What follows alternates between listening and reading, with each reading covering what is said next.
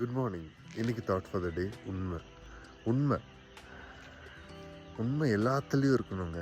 வேலை செய்கிற இடத்துல இருக்கணும், வேலை கொடுத்த எஜமான் ஓனர்கிட்ட உண்மையாக இருக்கணும், சபைக்கு உண்மையாக இருக்கணும், பாஸ்டருக்கு உண்மையாக இருக்கணும், பெத்த தாய் தகப்பனுக்கு உண்மையாக இருக்கணும், ஃப்ரெண்ட்ஸுக்கு உண்மையாக இருக்கணும். சப்போஸ் ரிலேஷன்ஷிப் இருந்துச்சுன்னா அந்த ரிலேஷன்ஷிப் ஸ்ட்ராங் ஆகணுன்னா, ரிலேஷன்ஷிப்பில் ஸ்ட்ராங்காக ஆகணுன்னா அதுலேயும் உண்மை வேணும்.